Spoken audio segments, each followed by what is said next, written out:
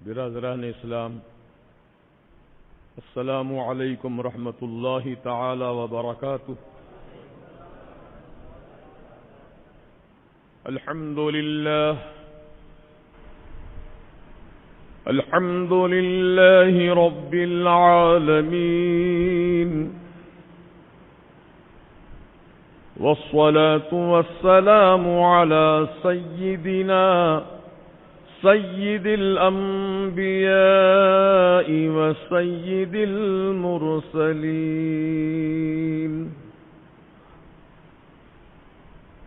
وعلى آله الطيبين الطاهرين، وأصحابه الكرام أجمعين، أما بعد، فأعوذ بالله من الشيطان الرجيم، بسم الله الرحمن الرحيم، شهر رمضان الذي أنزل فيه القرآن،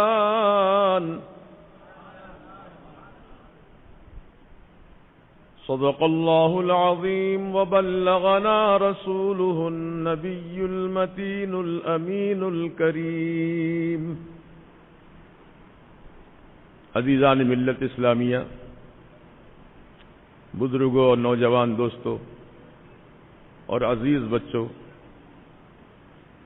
عقیدت و محبت کے ساتھ حضور سرور کائنات، فخر موجودات، صاحب لولاک، مالک رقاب امم، صاحب جود و کرم، رحمت للعالمین، شفیع المذنبین، سرکار ابد قرار، سید ابرار و اخیار، احمد مختار محمد الرسول اللہ صلی اللہ تبارک و تعالی علیہ وسلم کی بارگاہ مقدسہ میں ہدیہ درود و سلام پیش کریں۔ اللہم صلی علی سیدنا و شفیعنا ونبینا ومولانا محمد کما تحب وترضى بأن تصلی علیہ صلاة وسلاما علیک یا سیدی یا حبیبی یا رسول اللہ صلی اللہ تعالی علیہ وسلم۔ حضرات گرامی،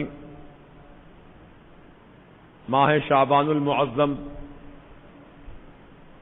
کا یہ آخری دور گزر رہا ہے،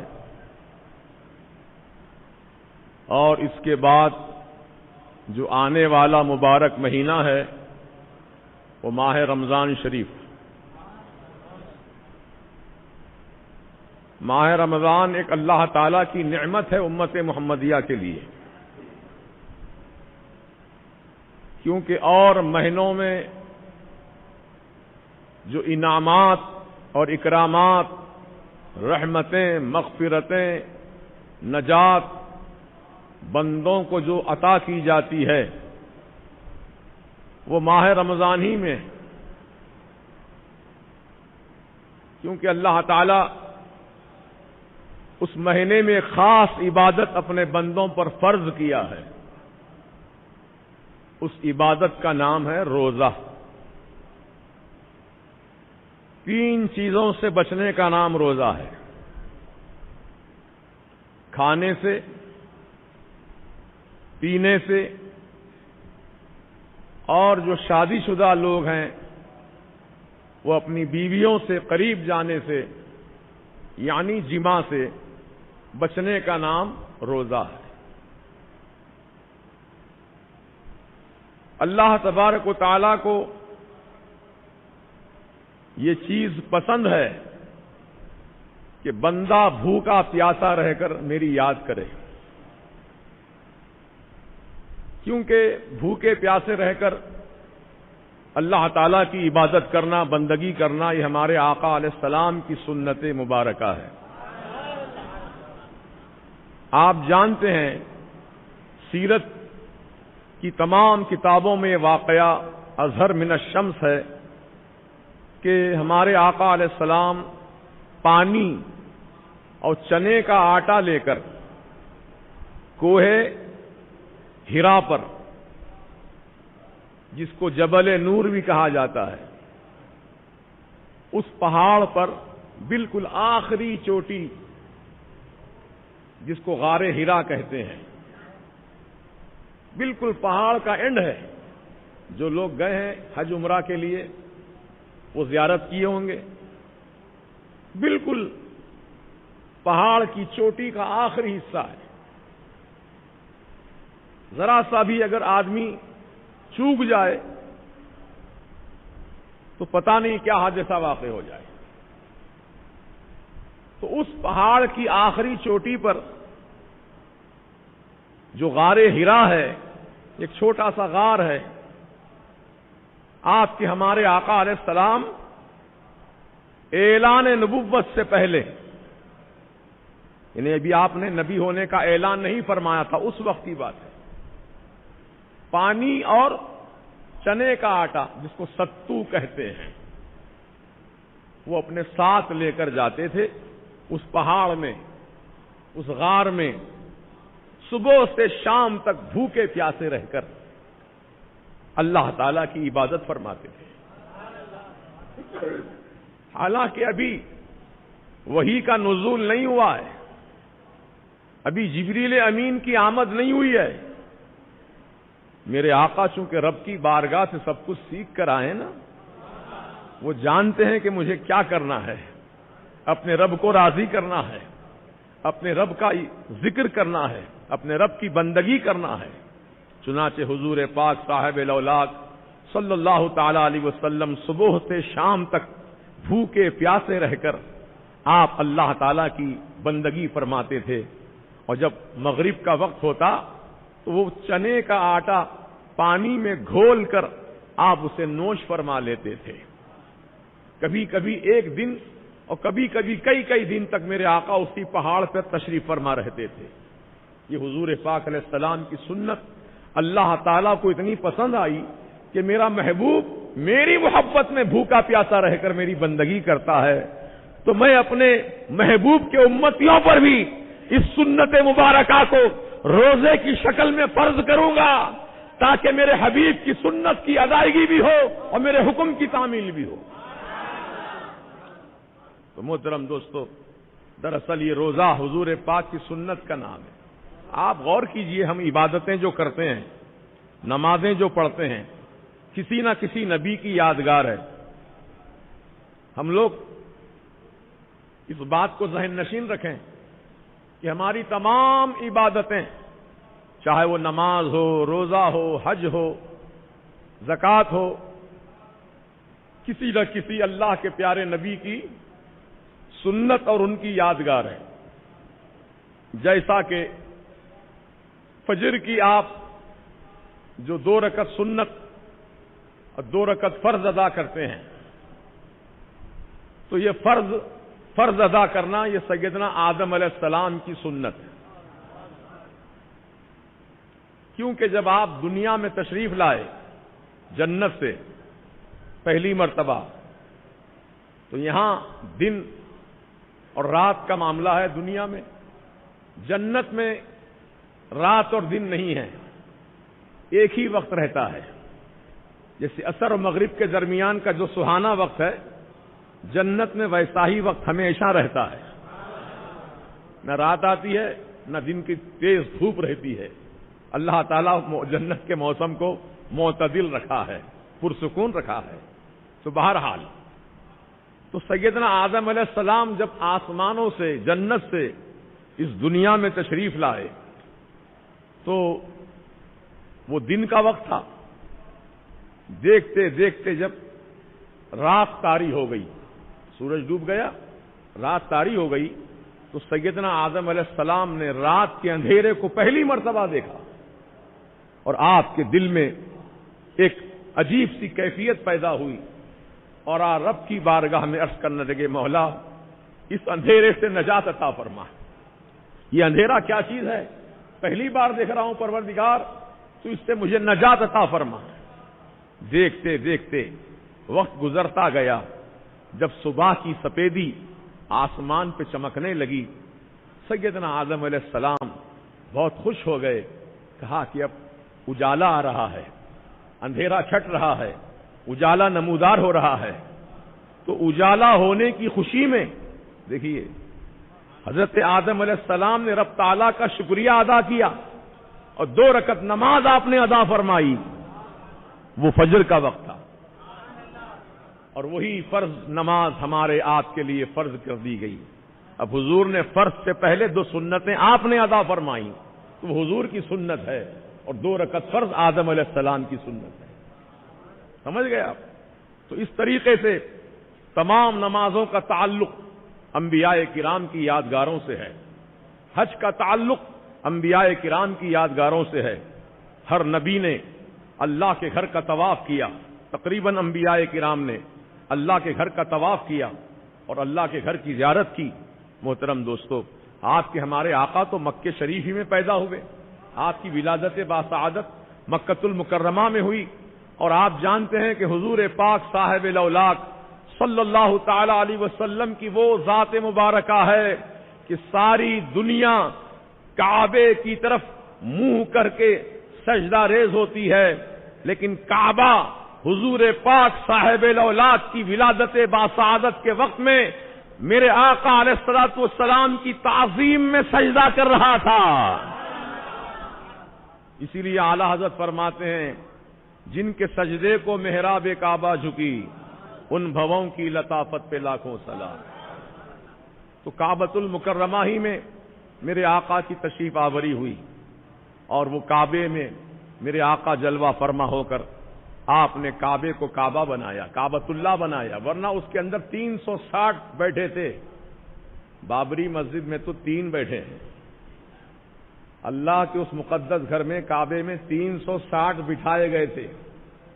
بات سمجھ میں آ رہی نا اشارہ میرا؟ تو 360 کو میرے آقا نے نکلوایا، جو اندر تھے باہر کر دیے گئے، گیٹ آؤٹ۔ اور یہ بھی بتا دوں آپ کو 350 سال تک اندر رہے، کوئی معمولی وقت نہیں ہے یہ، 350 سال۔ اب آج لوگ جو ہے مثال دیتے ہیں، ارے بھائی آج سعودی حکومت جو ہے، اگر اللہ تعالیٰ ان سے راضی نہیں رہتا تو ان کی حکومت کیوں قائم رہتی، کب کے ختم ہو گئی ہوتی۔ لوگ اکثر یہ مثال دیتے ہیں اللہ ان سے راضی ہے تبھی تو ان کی حکومت بچی ہوئی ہے۔ میں کہتا ہوں کہ حکومت کا بچنا اس بات کی دلیل نہیں ہے کہ اللہ راضی ہے۔ میں آپ سے پلٹ کر پوچھ سکتا ہوں کہ کعبۃ اللہ شریف کے اندر 360 بت بٹھائے گئے تھے، کیا اللہ ان سے راضی تھا کہ 350 سال تک ان کو اندر رہنے کا موقع دیا؟ نہیں، اللہ تعالیٰ شرک سے بیزار ہے۔ سبحان اللہ عما یشرکون اس کی شان ہے۔ اللہ تعالیٰ پسند نہیں کرتا ہے بت پرستی کو، شرک کو۔ اللہ ایک ہے، وحدہ لا شریک ہے۔ تو محترم دوستو، یہ دلیل مت بناؤ کہ ان کی حکومت اتنے سال سے ہے تو اللہ ان سے راضی ہے تبھی ان کی حکومت بچی ہے۔ نہیں، ایسا نہیں ہے۔ اللہ تعالیٰ کافروں کو بھی موقع دیا ہے حکومت کرنے کا، فرعون کو بھی موقع دیا تھا، شداد کو بھی موقع دیا تھا، حامان کو بھی موقع دیا تھا، اور نمرود کو بھی موقع دیا تھا، لیکن اللہ پاک نے ان کو مہلت تک زندہ رکھا۔ جب ان کی نافرمانیاں حد سے زیادہ ہو گئیں تو پروردگار عالم نے ان کو اپنے عذاب علیم میں گرفتار کیا، نہ وہ رہے نہ ان کی حکومتیں رہی۔ تو آج ہم اللہ تبارک و تعالی کی بارگاہ میں شکریہ ادا کریں اس بات پر کہ پروردگار عالم نے ہم کو مسلمان بنایا اور شرک سے محفوظ رکھا ہے۔ ہم مسلمان ہیں، اللہ تعالیٰ کے سوا کسی اور کی ہم پوجا عبادت نہیں کرتے ہیں۔ الحمدللہ میرے آقا علیہ السلام کا فرمان مبارک ہے کہ مجھے اپنی امت کے بارے میں کوئی خوف نہیں ہے۔ حضور فرما رہے ہیں میری امت کے بارے میں کوئی خوف نہیں ہے۔ کس بات کا خوف نہیں ہے؟ کہ میری امت میرے دنیا سے پردہ کرنے کے بعد شرک کرے گی۔ آقا فرماتے میری امت شرک میں مبتلا نہیں ہوگی، شرک کا کام نہیں کرے گی۔ ہاں، دنیا داری میں اتنے گرفتار ہو جائیں گے کہ آپس میں پھوٹ ہو جائے گی، مسلمان متحد نہیں رہیں گے۔ آج وہی حال ہے. آج مسلمانوں میں اتنے فرقے پیدا ہو گئے کہ مسلمان آج متحد نہیں ہے، متفق نہیں ہے. سب کے نظریات جدا جدا، سب کے خیالات الگ الگ. کاش کہ مسلمان انگریزوں کی سازش کو سمجھے ہوتے اور اپنی دنیا اور آخرت کو کامیاب بنانے کی سعی کرتے، کوشش کرتے، تو پتہ نہیں آج مسلمانوں کا کیا درجہ ہوتا، کتنا دبدبا ہوتا، کتنی ان کی شان و شوکت ہوتی. لیکن آپسی ہمارے اختلافات نے ہماری کمزوری کو ظاہر کر دیا، اور آج دنیا کی ہر باطل قوم، باطل حکومتیں آج مسلمانوں کو بالکل دبا کر رکھنا چاہتی ہیں. یہ ہمارے اپنے ہاتھوں کا نتیجہ ہے. کاش کہ مسلمان اگر اپنی دلی نفسانی خواہشات کو قربان کر کے اور انانیت کو قربان کر کے اللہ اور اللہ کے رسول کی رضا کی خاطر آپس میں ایک نظریہ، ایک خیال ہو جائیں، ایک عقیدے کے ہو جائیں حامل، تو انشاءاللہ پھر وہ دن دور نہیں ہے کہ پھر مسلمانوں کا سکہ اس دنیا میں چمکے گا، پرچم اسلام ساری دنیا میں لہرائے گا. کاش کہ مسلمان اس جانب توجہ کریں. لیکن شیطان ملعون اتنا عیار و مکار ہے کہ کسی کو وہ جمنے ہی نہیں دیتا ہے، کسی کو متفق ہونے ہی نہیں دیتا ہے. کچھ نہ کچھ آپس میں اختلافات، دلوں میں بغض و اناد، نفرتیں ڈالتا ہی رہتا ہے، جب جا کر کے انسان اختلافات کا شکار ہو جاتے ہیں. محترم بزرگوں، تو بس میں اپنی گفتگو کو یہیں سے رمضان المبارک کی طرف لے چلتا ہوں، کیونکہ میں نے عنوان وہی قائم کیا تھا کہ ماہ رمضان کی آمد ہے. اور ماہ رمضان کیا ہے؟ اللہ تعالیٰ کا ایک تحفہ ہے امت محمدیہ کے لیے. کیسے تحفہ ہے؟ دیکھو جی، عام دنوں کی بات اور ہے، اس کی حیثیت جدا جدا ہے. لیکن ماہ رمضان کے ایک ایک پل کی اتنی قدر و قیمت ہے کہ اللہ اکبر. اللہ تعالی رمضان کے مبارک مہینے میں اتنی نعمتیں، رحمتیں، برکتیں اپنے بندوں کو عطا فرماتا ہے کہ بندہ اللہ تعالیٰ کی رحمتوں سے مالا مال ہو کر اس کی بارگاہ میں شکریہ ادا کرتا ہے.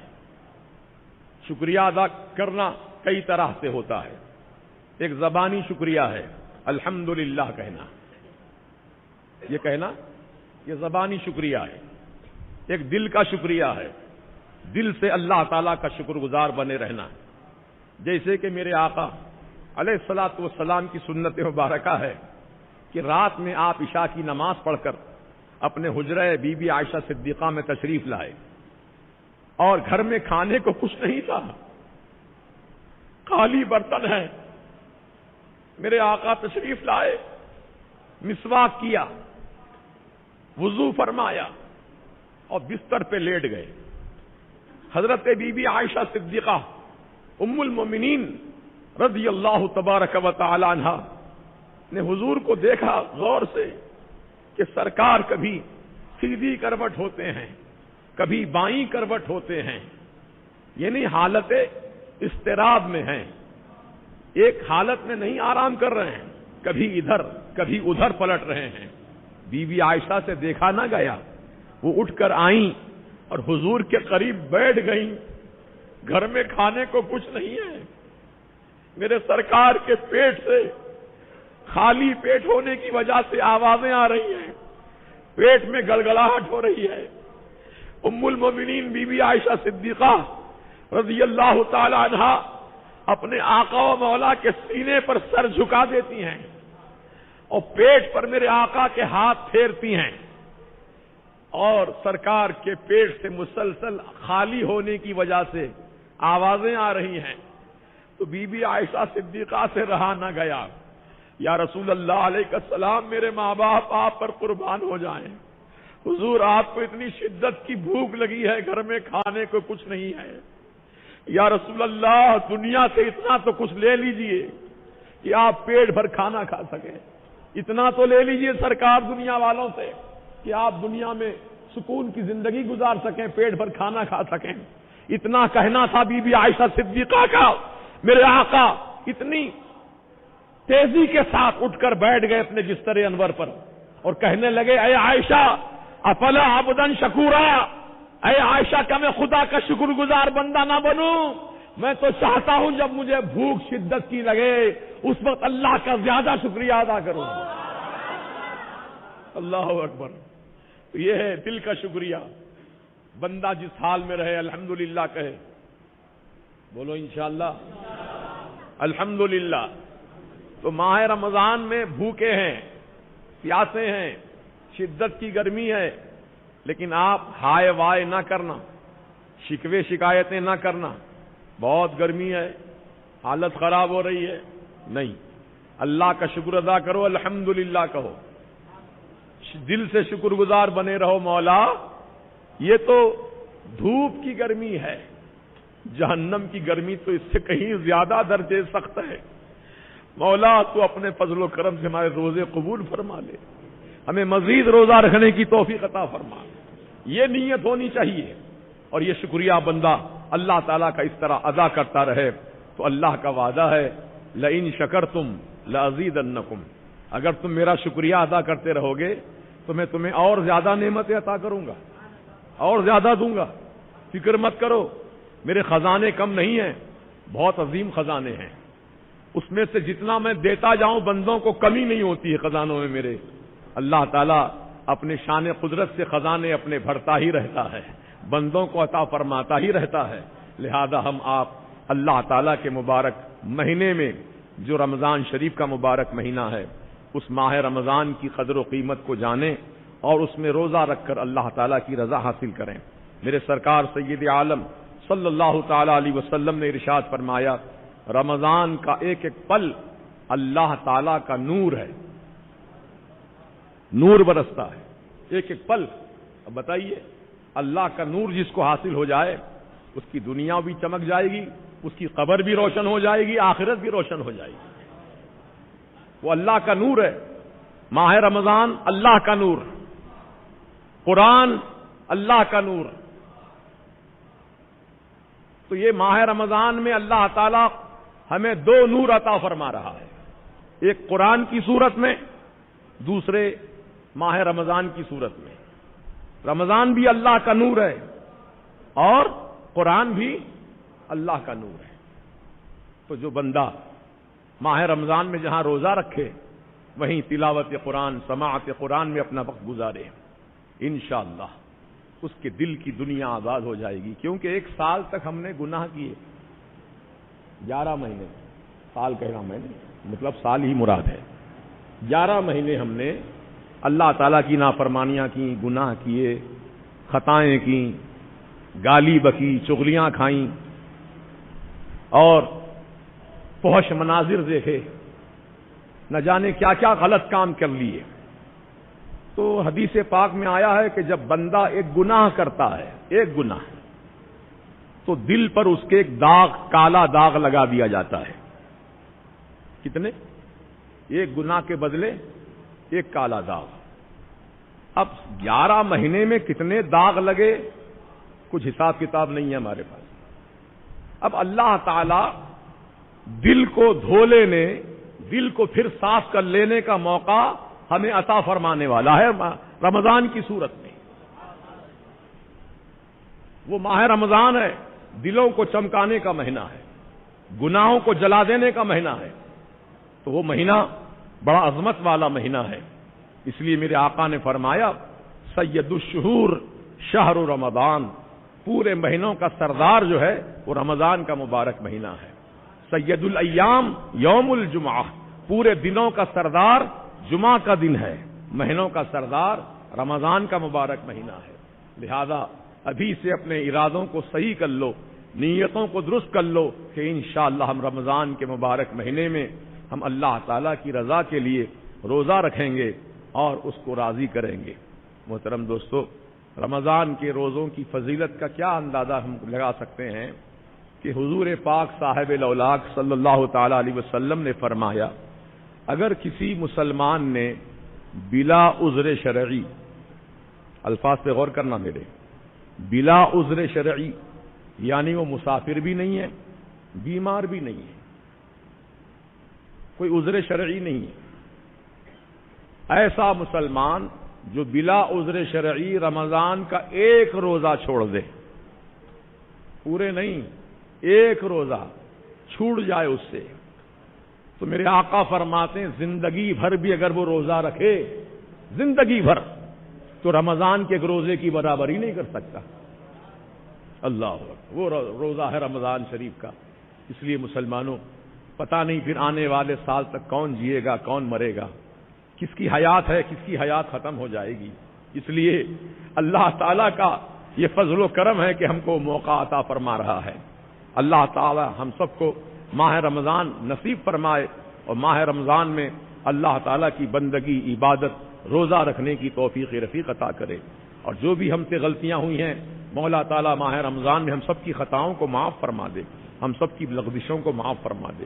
محترم دوستو، چونکہ یہ ماہ شعبان المعظم ہے، اور اس مہینے کی 28 تاریخ گزر کر جو رات آتی ہے، 29ویں شب، وہ شب ولادت سرکار غوث اعظم رضی اللہ تعالیٰ عنہ۔ میرے سرکار غوث پاک رمضان شریف کی یا تو پہلی تاریخ کو دنیا میں تشریف لائے، یا پھر 29 شعبان المعظم کی شب آپ کی جلوہ فرمائی ہوئی۔ اور سرکار غوث پاک کی سب سے بڑی کرامت یہ ہے کہ پیدا ہوتے ہی آپ نے اپنی ماں کی گود میں روزہ رکھا، رمضان شریف کا روزہ رکھا۔ حالانکہ اس عمر میں روزہ فرض نہیں ہے، لیکن سرکار غوث اعظم اللہ کے مقدس ولی و مقرب ولی ہیں، وہ جانتے ہیں کہ پروردگار عالم کو کیا چیز پسند ہے، رب تعالی کیا پسند فرماتا ہے۔ غوث اعظم نے اپنی ماں کی گود میں روزے کا اہتمام فرمایا۔ اللہ اکبر، قاضی لوگ، رؤیت ہلال کرنے والے لوگ آسمان پہ چاند تلاش کرتے کرتے تھک گئے، لیکن چاند ان کو نظر نہیں آیا۔ لیکن غوث پاک پیدا ہوئے، اپنی ماں کی گود میں ہیں، آپ نے روزہ رکھنا شروع کر دیا۔ یعنی مطلب یہ کہ غوث پاک نے دیکھ لیا کہ چاند ہو چکا ہے ماہ رمضان کا، روزہ فرض ہو چکا ہے روزہ رکھنا، اس لیے آپ نے ماں کی گود پر روزہ رکھا۔ آپ کی والدہ نے کئی مرتبہ دودھ پلانے کی کوشش کی، آپ نے اپنا چہرہ پھیر لیا، دودھ نہیں نوش کیا۔ آپ کی والدہ بھی اللہ والی تھی، سمجھ گئی وہ کہ میرا بیٹا عبد القادر رمضان شریف کا اہتمام کیا ہے، روزہ رکھا ہے۔ تو دوستو اور بزرگوں، آج ہم لوگ ہٹے کٹے ہیں، مضبوط ہیں، تر و تازہ ہیں، اور ماشاء اللہ صحت مند ہیں، اس کے باوجود بھی رمضان شریف کا روزہ نہیں رکھتے، تو بڑے افسوس کی بات ہے۔ سرکار غوث پاک بچپن میں پیدا ہوتے ہی روزہ رکھے ہیں۔ تب یہاں پر ایک اعتراض کرتے ہیں لوگ، غوث پاک بڑے ہیں کہ رسول پاک؟ اب دیکھیے، وسوسے، شیطانی وسوسے کسے کہتے ہیں وہ بتا رہا ہوں میں آپ کو۔ تو آپ مسلمان یہی کہتا ہے کہ ہمارے رسول آقا سب سے بڑے ہیں، اس میں کوئی شک نہیں ہے۔ غوث پاک تو سرکار کی آل ہیں، ان کی آل ہیں، نسل پاک سے ہیں، میرے آقا کی شہزادے ہیں سرکار کے۔ حضور تو اصل کائنات ہیں، میرے آقا سے بڑا کوئی نہیں ہے مخلوقات میں، دھوکہ نہ کھانا، رسول سے بڑا اللہ ہے۔ اللہ کی مخلوق میں سب سے بڑے ہمارے آقا ہیں۔ تو جب ہم نے کہا کہ غوث پاک پیدا ہوتے ہی ماں کی گود میں روزہ رکھے، تو لوگ یہاں اعتراض کرتے ہیں، ارے سرکار مدینہ علیہ السلام جب پیدا ہوئے تو روزہ نہیں رکھے، غوث پاک کیسا روزہ رکھ لیے؟ ایک وسوسہ ہے شیطانی۔ یاد رکھیے مسلمانوں، میرے آقا جب پیدا ہوئے، ولادت باسعادت ہوئی سرکار کی، تو رمضان کا مہینہ نہیں تھا، رمضان کا نہیں تھا، ربیع الاول شریف کا مہینہ۔ ربیع الاول میں روزہ فرض نہیں ہے، اگر روزہ فرض ہوتا اور ربیع الاول میں، تو سرکار میرے آقا بھی روزہ رکھ لیتے، لیکن ربیع الاول میں روزہ فرض نہیں ہے، رمضان کا روزہ فرض ہے۔ میرے آقا جب اس دنیا میں جلوہ فرما ہوئے تو نماز فجر کا وقت تھا، میرے آقا نے پیدا ہوتے ہی رب کی بارگاہ میں سجدہ فرمایا، میرے آقا نے سجدے کا اہتمام کر کے نماز کی دعوت دی، میرے غوث پاک نے ماں کی گود میں روزہ رکھ کر اللہ کے بندوں کو تعلیم دی۔ یہ ہے معاملہ، دھوکہ نہیں کھانا ہے ہم کو۔ اللہ تعالی ہم سب کو محفوظ رکھے اور ہمارے بزرگوں کی جو شان و عظمت اللہ نے عطا کی ہے وہ ہمیشہ چمکتی دمکتی رہے، اور اللہ پاک ان کی فیوز و برکات سے، ان کے فیوز و برکات سے اللہ پاک ہم سب کو مالا مال فرمائے۔ ہمارے بھائی کیا احتشام بھائی ماشاءاللہ، احتشام بھائی جو شب برات کے موقع پر ماشاءاللہ 1,00,000 روپے کا چیک انہوں نے دیا تھا مرکز کے لیے، اللہ پاک جزائے خیر دے، اللہ خوب برکتیں عطا فرمائے۔ اور کل ہی غالباً انہوں نے چاول کے تھیلے، تیل کے ڈبے اور مسالہ جات، نہ جانے ضرورت کا جو بھی سامان ہے انہوں نے کل لا کر پہنچایا مرکز پر۔ اللہ تعالیٰ پل پل ان کے کاروبار میں، روٹی روزی میں اللہ تعالیٰ بے پناہ برکتیں عطا فرمائے۔ اور یہ بھی معلوم ہو کر خوشی ہوئی کہ آپ عمرہ شریف کے لیے جانے والے ہیں۔ فقیر کی دعا ہے کہ اللہ پاک آپ کا سفر آسان فرمائے، اور عمرہ کے جو اراکین ہیں وہ ارکان عمرہ شریف کے وہ پورے مناسک ادا ہو جائیں، اور اللہ تعالیٰ آپ سے راضی ہو جائے۔ اور جتنے بھی مسلمان بھائی عمرہ کے لیے گئے ہیں اللہ پاک ان کو اخلاص نیت کے ساتھ عمرہ کرنے کی توفیق رفیق عطا کرے، اور صغیرہ کبیرہ گناہوں کو معاف فرما دے۔ ماشاءاللہ بڑی خوشی ہوتی ہے ایسے اہل خیر حضرات کی کو دیکھ کر یا ان کے کارنامے سن کر۔ اللہ پاک ایسا دل ہر مسلمان کو عطا کرے۔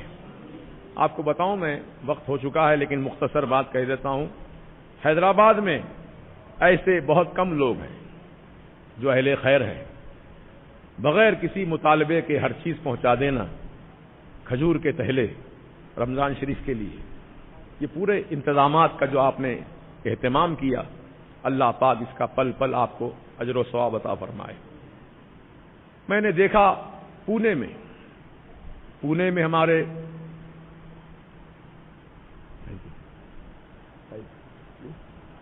مرکز کے لیے ماشاءاللہ نوجوان دوست نے میرے مرکز کے لیے 2,000 روپے دیے، اللہ جزائے خیر دے، اللہ خوب برکتیں عطا فرمائے۔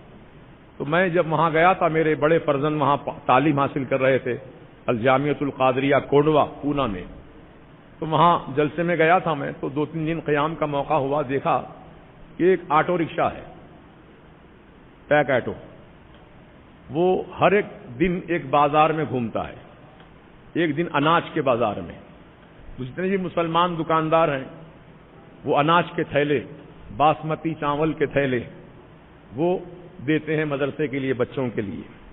ایک دن ترکاری مارکیٹ میں گھومتا ہے، ترکاری والے ترکاری فری دیتے ہیں۔ ایک دن مچھلی مارکیٹ میں گھومتا ہے، مچھلی والے جو مسلمان ہیں کاروبار والے وہ مچھلی فری دیتے ہیں۔ ایک دن گوشت مٹن کے بازار میں گھومتا ہے آٹو، تو مٹن والے مٹن دیتے ہیں۔ اس طریقے سے وہ مدرسے کو کوئی چیز خریدنے کی ضرورت نہیں پڑتی ہے۔ الحمدللہ سینکڑوں بچے وہاں پڑھ رہے تھے، ان کے کھانے پینے کا انتظام وہاں کے مقامی لوگ ہر روز کر دیا کرتے ہیں۔ اگر یہ کیفیت ہمارے حیدرآباد کے مسلمانوں کے اندر بھی پیدا ہو جائے تو انشاءاللہ آج مدرسوں کی محتاجی ختم ہو جائے گی، اپیل کرنے کی ضرورت نہیں پڑے گی، لائیے مدرسے کو کچھ دیجیے، اللہ تعالیٰ غیب سے ہماری حاجتیں پوری فرما دے گا۔ اور اللہ کا کرم ہے، جب سے مدرسہ اس فقیر نے بوین پلی میں سب سے پہلے قائم کیا تھا، وہاں پر کرائے کی عمارت میں مدرسہ قائم کیا، بچے وہاں کھاتے تھے، پیتے تھے اور تعلیم حاصل کرتے تھے۔ پھر جب وہ مدرسے کی عمارت ناکافی ہونے لگی، سہولتیں بھی اتنی زیادہ نہیں تھیں، تو ہم نے پیسے کچھ جمع کیے، جمع کر کے معین آباد میں ایک زمین خریدی، 1000 گز زمین، اس میں 800 گز زمین مدرسے کے لیے اور 200 گز زمین مسجد کے لیے مختص کر دیا، اور الحمدللہ وہاں پر بھی مدرسہ بن گیا، وہاں بھی بچے تعلیم حاصل کر رہے تھے۔ لیکن اب مرکز میں یہاں مدرسہ قائم ہونے کی وجہ سے شہر کے بچے جو ہے یہیں پر آنا سب پسند کر رہے ہیں، معین آباد جانا کوئی پسند نہیں کر رہے ہیں۔ فی الوقت وہاں تعلیم کا سلسلہ رکا ہوا ہے 1 سال سے، الحمدللہ اب تک وہاں چلتا رہا، بچے پڑھتے رہے، حافظ قرآن بنتے رہے، اب سب بچے تقریباً یہیں پر رخ کر رہے ہیں اور یہیں پر تعلیم حاصل کر رہے ہیں۔ انشاءاللہ وہاں پر بھی کچھ تعلیم کا انتظام، چاہے وہ دنیا کی تعلیم ہو یا دین کی تعلیم ہو، لڑکوں کے لیے ہو یا لڑکیوں کے لیے ہو، ابھی اس کے لیے کچھ تجاویز پیش ہو رہی ہیں انشاءاللہ جو بھی تجویز متفقہ طریقے سے پسند ہو جائے اس پر عمل کیا جائے گا. آپ سے گزارش ہے کہ آپ دعا فرمائیں. یہ ہماری زندگی کے مدرسوں کے حالات میں نے آپ کے سامنے مختصر طریقے سے سنا دیے ہیں.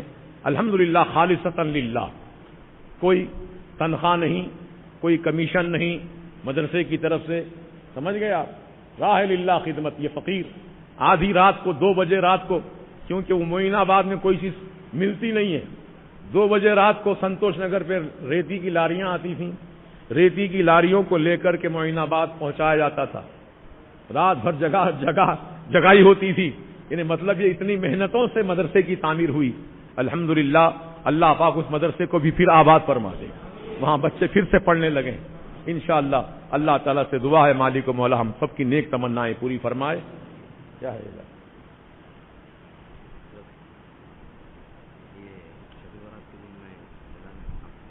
اچھا 7,786. کیا نام آپ کا؟ اچھا ماشاءاللہ. محمد صابر رضا صاحب یہ میرے مرید ہیں ماشاءاللہ. شب برات میں انہوں نے نام لکھوایا تھا 7,786 روپے دینے کا، لیکن یہ 7,800 روپے دے رہے ہیں، 86 سے بڑھ کر دے رہے ہیں ماشاءاللہ. اللہ تعالیٰ خوب برکتیں رحمتیں عطا فرمائے، اللہ پاک جزائے خیر دے. تو جن جن میرے بھائیوں نے نام لکھایا تھا وہ اللہ کے واسطے، نسرین بیگم کی طرف سے 100 روپے مسجد کے لیے دیے ہیں، اللہ پاک جزائے خیر دے. ہمارے ڈاکٹر پیراں حسین صاحب کے فرزند ہر جمعہ کو 500 روپے مسجد کے لیے، 500 روپے مدرسے کے لیے دیتے ہیں، اللہ جزائے خیر دے. یہ ہمارے نوجوان مسجد کے مصلی یہ 100 روپے مدرسے کے لیے دیے، اللہ تعالیٰ جزائے خیر دے. محمد معین صابری دواخانے میں زیر علاج ہیں اور ان کے سر پر مال لگ گیا ہے. اللہ تعالیٰ محمد معین صابری کو جلد سے جلد ان کا زخم مندمل فرما کر صحت کاملہ عطا فرما دے. مسجد کے لیے ایک چھوٹا بچہ کم سن مسجد کے لیے 100 روپے عطا فرما رہے ہیں، اللہ جزائے خیر دے. اللہ میرے ہر بھائی کو توفیق رفیق عطا فرمائے. کہیں کے لیے میرے لیے دے رہے ہیں. اچھا حضرات گرامی، استقبال ماہ رمضان کا ایک جلسہ کہاں پر ہے؟ ڈشپلی نظام آباد کے قریب. اس جلسے میں انشاءاللہ علامہ عزت رضا صاحب اور میرا بھی نام لکھا گیا ہے. دعا فرما دیں اللہ تعالیٰ مجھے اتنی صحت عطا فرما دے کہ میں سفر کے لائق ہو جاؤں انشاءاللہ. محمد سہیل رضا صاحب قادری، سید عبد الوسیع قادری جو نعت خواں ہیں، یہ حضرات تشریف لائیں گے. محمد محسن رضا، اعجاز رضا، صدیق رضوی، بلال رضا، منظور رضوی، بشیر الدین، انعام الحق اور مولانا عثمان رضا یزدانی، یہ سب حضرات کی انشاءاللہ شرکت ہوگی. آپ سے بھی شرکت کی گزارش کی جاتی ہے. بیٹا مدرسے کے لیے کم سن بچے نے 100 روپے دیے ہیں، اللہ جزائے خیر دے. حضرات گرامی کیا ہے؟ محمد غوث قادری رضوی مجیبی جو ٹیلر کا کام ہے کرتے ہیں، کافی دنوں سے بیمار ہیں، طبیعت خراب رہتی ہے. اللہ تعالیٰ ان کے بدن میں جو بھی بیماریاں ہیں اللہ پاک اس کو صحت سے تبدیل، شفا سے تبدیل فرما دے. اللہ تعالیٰ ان کو جلد سے جلد صحت عطا فرمائے. محمد سراج صاحب کی اہلیہ کی طبیعت ناساز ہے اور ارقان ہو گیا ہے سید سراج صاحب کی اہلیہ کو. سید صاحب کی اہلیہ ہیں، اللہ پاک سید صاحب کی اہلیہ کو ارقان کی بیماری اور جو بھی بیماریاں اللہ پاک اس سے نجات عطا فرما کر جلد سے جلد صحت عطا فرما دے. آمین بجاہ سید المرسلین یا رب العالمین والحمد للہ.